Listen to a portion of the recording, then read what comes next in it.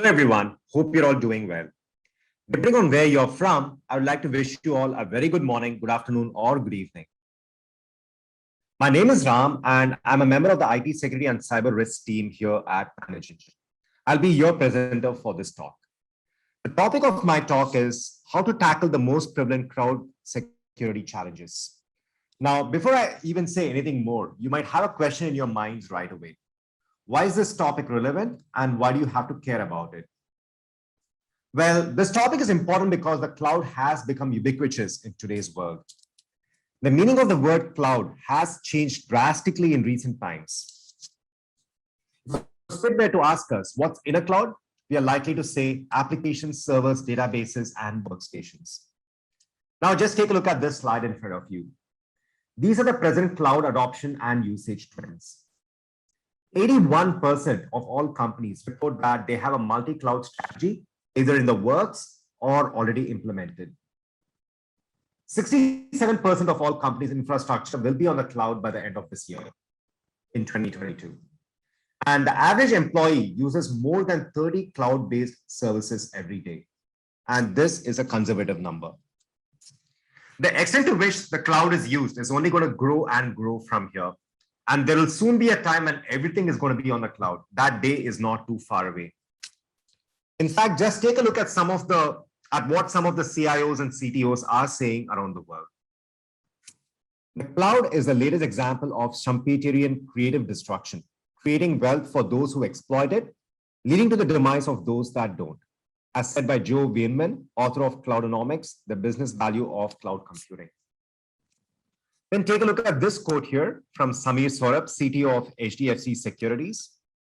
We have moved customer services to the cloud. Digital account openings have increased. We have seen significant growth on the transaction side.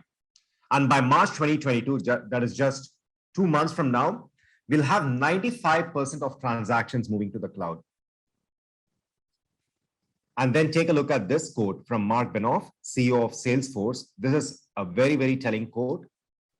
If someone asks me what cloud computing is, I try not to get bogged down by definitions. I tell them that cloud computing is a better way to run your business. So seeing all of these stats and quotes, it becomes very clear that we need to understand how the cloud works and also how to secure it in a better way. And that is what this webinar is going to be all about. Having said that, here are today's objectives. We'll first go over the different types of cloud deployments and cloud service models. Then we'll talk about the security challenges of cloud computing. Once that is done, we'll spend some time on what you can do to protect yourself from cloud-based attacks and threats. We'll then go over what Cloud Access Security Broker, or CASB, is, and how it is going to be very beneficial for organizations. Finally, we'll go over ManageEngine Log 360 and how the solution can help security analysts keep cloud threats at bay. Now, from my side, my part of the deal, I'll try my best to make this session as interesting and practical as possible. I'll try to give you some relevant information that you can use at work. From your side, your part of the deal, please try and implement at least a few of the things you learned today at your organizations.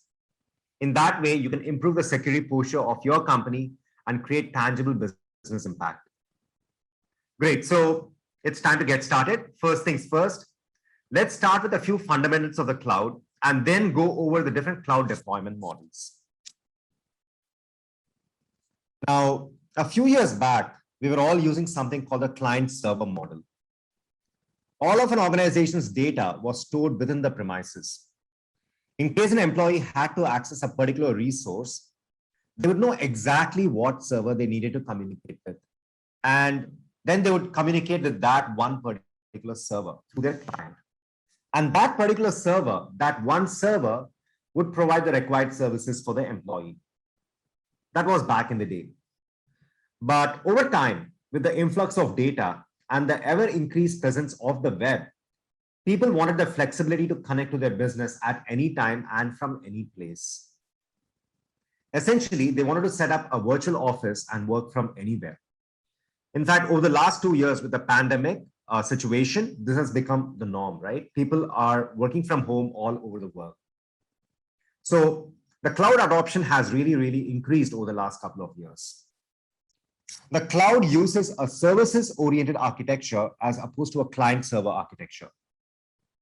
With a services-oriented architecture, instead of thinking about the server, we start thinking more about the services that the server provides. And then we think about the different ways in which those services can be provided to the end user. For example, so many people use Active Directory, right? In the client-server architecture, there will be specific Active Directory servers that clients would need to authenticate from. Now, in the services-oriented architecture, there will not be a specific Active Directory server, but we may have an Active Directory cluster in the cloud. The client does not know whether authentication is really happening at first glance. All that they know is that it is happening somewhere in the cloud. So that is the difference between the services-oriented architecture and the client-server architecture. Now, migration to the cloud has several advantages. Like I said, the resources can now be accessed from anywhere at any time and on demand. It leads to reduced IT costs as organizations no longer need to purchase hardware, and they do not need to spend money on maintenance either. The cloud gives you the pay-as-you-go flexibility. So it's easy for businesses to scale up or scale down according to the state of the business. And of course, it also gives you the ability to collaborate efficiently between people. So that is the last point that I have here. Collaboration between people becomes very easy on the cloud. So yes, these are the different advantages of the cloud. Are there any risks of using the cloud? Here on this slide, you can see some of the risks associated with using the cloud. First up, you have to consider the challenge of vendor lock-in. It's not easy for organizations to move from one cloud vendor. It's not easy for organizations to move from one cloud vendor to another because there is no particular global standard for storing and accessing data. Different vendors provide different platforms and services, and they do this in their own unique way. Applications developed using one cloud service will not be easily portable to another. So if a business were to choose a particular cloud vendor, it would be difficult for them to migrate to another vendor down the line. So that is the risk that you see here of vendor lock-in. That's risk number one here on the slide. Then you have to consider the risk of data leakage and who's actually accountable in case a leakage happens. Would it be the cloud service provider or the organization which uses the cloud services? We'll soon see that there is a shared responsibility between the cloud vendor and the client when it comes to security. At the end of the day, the client does trust the vendor with at least some parts of security. And there is a risk associated with that because at the end of the day, the organization still has to depend on a third party for at least some parts of the security, right? So there is definitely some risk associated with that. The third risk is the risk of managing identities. If an organization makes use of the services of several cloud vendors, how is it going to manage the user identities across these multiple vendors? Inability to manage user identities properly can lead to bad user experiences and even ineffective security. The fact that many organizations use so many different cloud providers in the current day and age seems to suggest that CASB, or cloud access security brokers, are becoming more and more critical. We'll touch upon CASBs in this webinar a little later towards the end. Another risk that I would like to highlight with cloud computing is the one to do with log management and forensic analysis.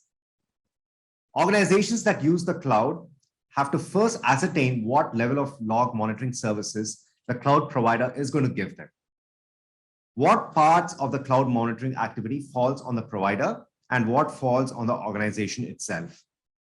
And are these logs going to be adequate in case something wrong happens and a forensic or root cause analysis needs to be done? So that's the risk associated with log management and forensic analysis. And one final risk that we can talk about is to do with the maturity and viability of the cloud service provider. There are so many providers out there, but organizations have to first make sure that the provider is going to be around for the long term. You don't want a situation where you sign up with a cloud provider and the provider goes under in a few months, and then you're kind of left on the lurch, right? So you have to make sure that the viability of the cloud service provider is actually positive. Yes, so these are the main risks of cloud computing. And some of these risks are directly to do with security. So from these 5 risks that you see in front of you, this one right here, data leakage and accountability, that is a risk to do with security. Managing user identities across cloud platforms, that is again a security risk. And so is this one here, log management and forensic analysis. Now let's talk about the 4 different cloud deployment models. We have the public, private, hybrid, and community clouds. First up, let's talk about the public cloud. Now, according to Microsoft, the public cloud is defined as computing services offered by third-party providers over the public internet, making them available to anyone who wants to use or purchase them. They may be free or sold on demand, allowing customers to pay only per usage for the CPU cycles, storage, or bandwidth that they consume. So it goes without saying that this is cloud computing that's totally outside an organization's premises. The public cloud would be owned by the cloud service provider. Public clouds can save companies from the expensive costs of having to purchase, manage, and maintain on-premises hardware and application infrastructure, as the cloud service provider is responsible for these things. Public clouds can also be deployed faster than on-premises infrastructures and with an almost infinitely scalable platform. Every employee of a company can use the same application from any office or branch using their own device when it comes to the public cloud. A company that decides to go with a public cloud implementation will need to decide upon the entirety of the cloud stack that they want to use. The stack is all the technology or products required for the company to continue its operations. Once a stack is decided, the organization will then need to decide what cloud service provider to go with. And some of the examples of public cloud vendors are those that you see in front of you here. So you've got people like Amazon Web Services or AWS, Microsoft Azure, Google Cloud Platform, Oracle Cloud, IBM Cloud, and Alibaba Cloud. So these are some of the major public cloud vendors. Then you have the private cloud. As opposed to public cloud, private cloud deployments are not for the general public to use. Instead, private cloud is owned or is operated solely for a single organization. Now, it can be managed internally by the organization itself. So in this case, it is actually owned by the organization itself, or it can be managed by a third party. But because it's operated for a single organization, it's still a private cloud. Likewise, all the resources could be hosted either within the organization's perimeter or outside. It does not really matter. The fact that it is operated for a single organization makes it a private cloud. Now we can take an example here, and we can actually take an example that we went over some time back about Active Directory clusters. The company which decides to go with a private cloud may want its Active Directory services to stay as private. So this company could create an Active Directory cluster, and instances can move within this cluster. Here, the company will not have one AD server, but will have an AD cluster. And the end users are not pointing at a specific machine. For the end user, everything happens within this private cloud. Many times, a private cloud deployment could happen by just using virtualization software. Some of the major private cloud vendors are those that you see here in front of you on the screen here. These are some of the examples, some of the major private cloud vendors. You have Citrix, MS Hyper-V, AWS, and Dell EMC. Let's talk about the hybrid cloud now. This is where the best functionalities of cloud computing actually lie. It makes the best out of both the worlds, the public and the private clouds. Basically, it uses a mix of on-premises, private cloud, and public cloud services with orchestration between these platforms. For this orchestration, there will be some sort of mechanism to sync the on-premises and public cloud environments. A hybrid cloud strategy provides businesses with greater flexibility by moving workloads between cloud solutions as needs and costs fluctuate. Hybrid clouds are great because they give organizations control over their private data. An organization can store sensitive data on a private cloud and simultaneously leverage the robust computational resources of a managed public cloud. So that is the advantage of the hybrid cloud. Some of the major hybrid cloud vendors are Microsoft, Amazon, VMware, Google, and Rackspace. Apart from public, private, and hybrid clouds, you also have something called a community cloud. In this type of cloud, infrastructure is shared between several organizations from a specific community or industry with common concerns. For example, many government entities share similar requirements related to security levels, audit, and privacy, and they can all use a community cloud. These government departments can transact with each other and have processing systems on a shared community cloud infrastructure. This can reduce data traffic and is also cost effective. Another example we can think of when it comes to the community cloud is to do with education, where you have a group of educational institutions. So you may have universities and colleges that collaborate on a particular research topic. Maybe there are a lot of academics in these organizations that are collaborating, and then they can all actually make use of the community cloud, in which case the data transactions, the sharing of data and the collaboration becomes very, very effective and efficient. So this is pretty much about the different cloud deployment models. We can now talk about the three different cloud service models. These are SaaS, SaaS, or software as a service. Then you have PaaS, or platform as a service. And then there is IaaS, or infrastructure as a service. With SaaS, the best example of this would be the applications that are completely available on the web, such as Gmail or Dropbox. So with SaaS, you're not concerned about things like how the service is rendered in the backend. You're not concerned about the security or backup or storage. Here, you only want the service, and the service provider gives you everything. So this is not entirely true. You are actually concerned about the security, because while the application itself may be owned by the provider, the data that the application actually contains, the security of that data actually comes on the organization that makes use of that data or that particular SaaS application. So some parts of the security in a SaaS model also actually fall squarely on the organization itself.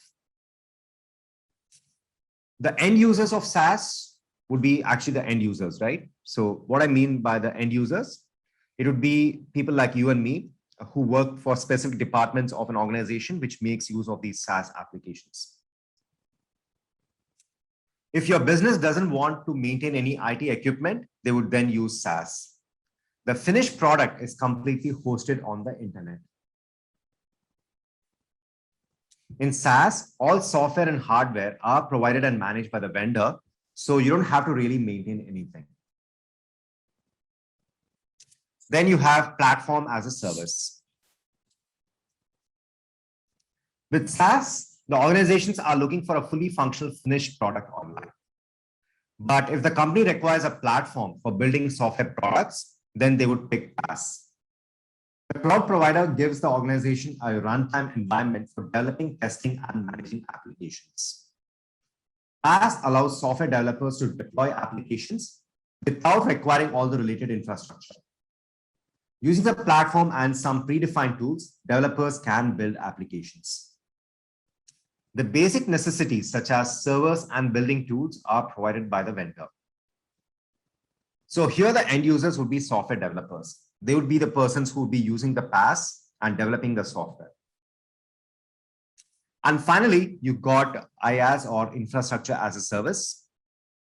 This provides the computing architecture, data storage, virtualization, servers, and networking. But apart from these basic things, nothing else is provided by the cloud vendor. The users would need to handle the data and the middleware. The users here would be IT administrators. So the IT administrators would be the end users when it comes to infrastructure as a service. And here on this slide, you get to see exactly what is under the control of the cloud service provider and the client organization. For any resource, we would have the same underlying, such as applications, data, the runtime environment, middleware, operating system, virtualization, server, storage, and networking. We do not use any cloud service and do everything on premises. So that is the case over here in this column. So everything is done on premises. Then obviously everything is under our control. It's under our organization's control. And we need to set up each of these things. With SaaS, so what you see over here with SaaS, organizations are basically making use of a finished product online. They run different instances of the finished product, and they are not concerned about what happens in the backend. They do not control anything when it comes to software as a service. With platform as a service, the developers of the organization make use of the available tools and servers in the backend to build their own applications. So the company will have control over the data they make use of and the applications that they build. With infrastructure as a service is a basic infrastructure that is managed by the vendor. And the organization will need to manage applications, data, the runtime environment, middleware, and the operating systems. So far, what have we done? We have discussed the theory of cloud computing and how everything works. And we have also looked at the shared responsibility model of cloud computing. Now let's discuss the security challenges of the cloud. So here in this slide are some of the security challenges of the cloud. First up, we have the misconfiguration menace. Cloud security follows a shared responsibility model that we went over just now. Configuration of the cloud environment is a responsibility of both the clients and the service providers. Though the appropriate configuration of a cloud environment seems like an obvious thing to do, the gray areas of the shared responsibility model mean that misconfigurations are more common than we would expect. Poorly configured cloud systems, tools, and accounts can be abused by attackers to exploit data or launch attacks. The second challenge that you have has to do with insecure APIs. Now, APIs serve as a channel for data transfer between applications and greatly aid in streamlining cloud computing. Cloud vendors provide standard frameworks for APIs to function. This means that there are a lot of possibilities for an attacker to exploit the well-known frameworks to get hold of sensitive data. Reused API keys, unaudited API activities, providing excessive permissions to APIs that can access user data via different interfaces. These are all high security risks. Then you have this point here, data breach is a trust breaker. Cloud data breaches have become commonplace. In addition to loss or compromise of critical data, a data breach can expose your organization to compliance risks and legal implications. Improper implementation of identity and access management, inadequate visibility into the cloud environment, and configuration errors are the primary reasons for data breaches. Then you have the next security challenge, unsecure web applications and unused ports. Attackers could enter cloud environments through vulnerable applications or unused ports. Flexibility in creating new instances and VMs allow attackers to move laterally and breach critical data or exploit resources. Then you have this other challenge here, the need to gather real-time logs. Monitoring real-time activities within the cloud is essential to derive actionable insights and defend against potential attacks. An effective SIEM should provide security analytics, easy search mechanisms, and customizable alert profiles. So a lot of organizations already use SIEMs. So a SIEM solution that an organization uses should be able to actually make sense of what is happening when it comes to the cloud infrastructure as well. It should be able to collect logs from cloud infrastructures and provide ready-made security analytics for the organization. Not setting up appropriate access controls. That is another security challenge. Employees must be provided access only to essential resources, and access to sensitive data and security groups must be actively restricted. The need for multi-factor authentication, or MFA. With the increase in remote work, users access cloud resources from unconventional sources. So these unconventional sources could be via personal devices or even over public Wi-Fi. All of this increases the risk of an account compromise. Despite setting up access control mechanisms, multi-factor authentication is absolutely essential to ensure that users trying to gain access to your environment are actually authorized to do so. And then this final point here, when it comes to the security challenge of the cloud, has to do with cloud malware. With many organizations migrating to the cloud, cloud malware has become a clear and present danger. Most attackers will soon only target the cloud because of the numerous threat vectors that can be exploited to orchestrate attacks successfully. There are three main types of cloud malware. You can have malware injections into SaaS, PaaS, or IaaS infrastructures. You can have hypercall attacks, and you can also have hyperjacking. And then what happens in traditional malware would then happen on the cloud. An attacker could somehow get in and add a malicious code in a SaaS application or a PaaS platform, or they could do the same in a virtual machine in the IaaS infrastructure.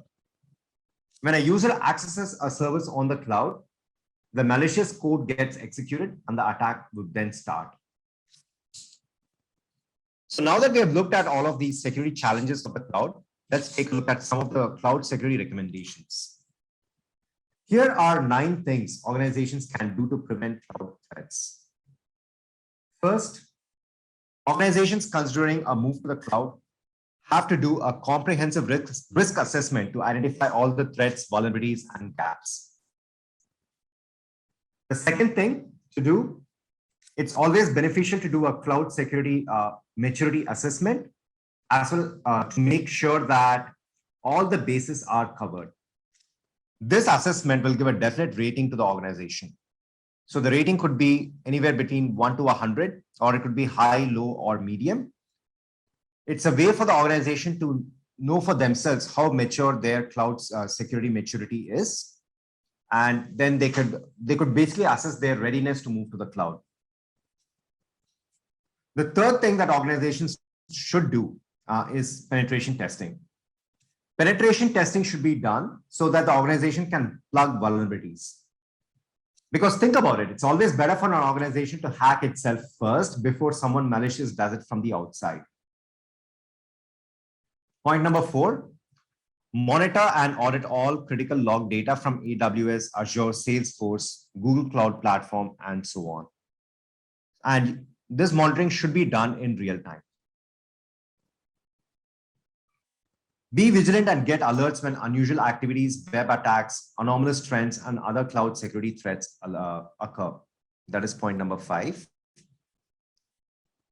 Track and correlate user activity across all cloud deployments to eliminate security blind spots. So you've got to use the right kind of SIEM solution or security analytics platform, which can make sense of every activity that is happening on your cloud infrastructure. Establish role-based access privileges and just-in-time and just-enough access policies. Least privilege and zero trust models need to be followed. You've got to deploy multi-factor authentication for all of your cloud users, just like you would do on your on-premises infrastructure. And then the last point here, train employees continuously. Even though I have this as a last point, it is by no means a non-priority. In fact, I would say that this is one of the first things that you should do. You should make your employees aware of all the threats that are out there. So, and this training should happen on a continuous basis so that the employees do not fall victim to an account compromise. Great. Now let's talk about cloud access security brokers. This particular term here, cloud access security broker or CASB, was actually coined by the analyst firm Gartner way back in 2012. So it's been 10 years. And they defined CASB as an on-premises or cloud-based security policy enforcement point placed between cloud service consumers and cloud service providers to combine and interject enterprise security policies as the cloud-based resources are accessed. CASBs consolidate multiple types of security policy enforcement. Example security policies include things like authentication, single sign-on, authorization, credential mapping, device profiling, encryption, tokenization, logging, alerting, malware detection, malware prevention, and so on. But this is just a definition, right? Building upon this definition, what it really is it's a policy control and cloud visibility mechanism that sits between the cloud service users and cloud applications. And it monitors all the activities that users do on the cloud. And it also enforces security policies. Now, the CASB could either be on premises, so it's an on-premises deployment, or it could be a SaaS application. A CASB can help a company monitor all user activity on the cloud. It can ensure that companies meet with compliance standards. It can also help with threat prevention and data security. Now let's talk about how you can actually integrate CASB with your SIEM solution. A CASB can provide a SIEM with cloud-related usage and threats in two ways. By sending events to a SIEM via a syslog feed, and by exposing an event API for the SIEM to query. For example, you may configure the syslog feed to send all anomalous activities detected by the CASB to the SIEM. And within the SIEM, a security analyst may also want to pull additional usage data from the CASB for greater context surrounding a user's cloud activity for an investigation. You can also do one more thing when it comes to integrating CASB with SIEM. You can make use of forward and reverse proxies. And these would actually basically connect to your cloud infrastructure. And you basically configure a gateway server. And all of the logs or all of the activities that happen on the cloud are logged within that gateway server. So you'll be able to get to know what is exactly happening. Now, a CASB does not require a SIEM to operate. But the two technologies are complementary and enhance the value of each other. A SIEM provides a streamlined way to collect log data and the ability to correlate cloud usage with other activity. A CASB unlocks valuable cloud usage and threat intelligence that has until now been hidden in SIEM data. CASBs effectively make existing SIEM investments cloud aware, enabling enterprises to get more value from their SIEM by discovering cloud usage and servicing threats. In Manage Engine, one of our goals is to provide this much needed integration between our SIEM solution Log360 and an effective CASB solution. In fact, we are bringing CASB and SIEM together. Our SIEM solution Log360 is actually going to have integrated CASB capabilities. So let's quickly take a look at Log360 and see how this actually works. How cloud security works within Log360. So let me go here. So this is Cloud Security Plus. This is the Cloud Security Monitoring or Cloud Monitoring module of Log360. And this is the main dashboard of Cloud Security Plus. And at a glance, it gives you certain things that are noticed in the cloud environment. So for example, in this particular widget, you can see all the activities that are done by users on the cloud infrastructures in terms of the number of operations. So these are the different users here, and these are the number of operations performed by that particular user. The recent failed events. You also have permission denied events. This is always good to know. And you have an IAM user report. So number of operations when it comes to identity and access management. So all of this are available out of the, just at the dashboard level. You can get to see this at a glance. From here, if you go over to the reports tab, let me quickly log back on. So let's go into Google and Cloud Security Plus demo. You can actually access this as well yourself. So here, if you go into reports, you get more granular details about some of the things that we saw earlier. And you have it according to the cloud service provider that you subscribe to. So you have AWS, Azure-based reports, Salesforce reports, and Google GCP reports. So here are some of the reports. So when it comes to GCP platform, and you have user activities, so you can get to see all the recent user activities here when it comes to your Google Cloud platform. So you get to see all of that here. The times at which different activities were done, the username, the service that was actually used, the resource that was accessed. So all of this information is available in this particular report. Likewise, if you go to AWS, you get to see things like recent failed logons, recent successful logons, and so on. Take a look at this. You get a chart here that tells you information at a glance. And if you want granular details, you can also go and peruse this particular report. And let me take your attention to this report here, S3 bucket activity reports, all S3 bucket activity. So you can go into that report and you can get to see details about that as well. So take a look at this. So this is how this particular report is going to become very, very useful for you. And this is a part of Cloud Security Plus. And if I go over to Data Security Plus, this is where you have this cloud protection capability. And you can actually have a look at some of the banned applications. So you can actually go into the cloud protection module of Data Security Plus. Let me go ahead and quickly log back on into the demo.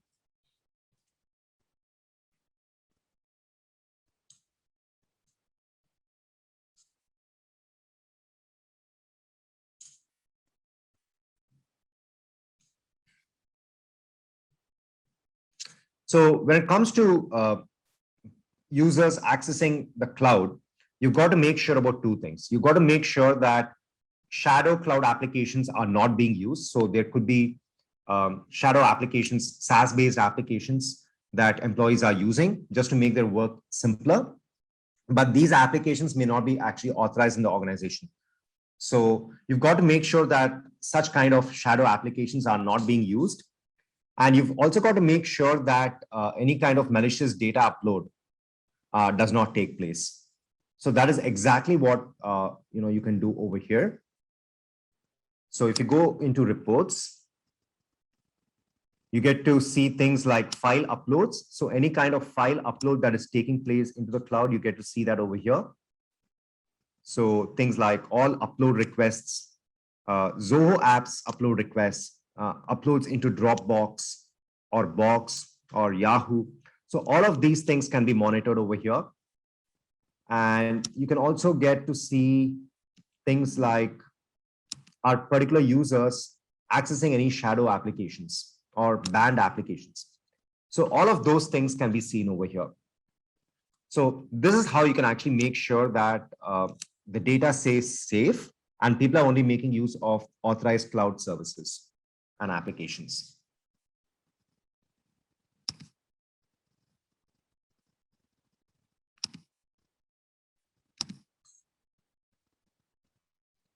So great, that brings me to the end of this webinar.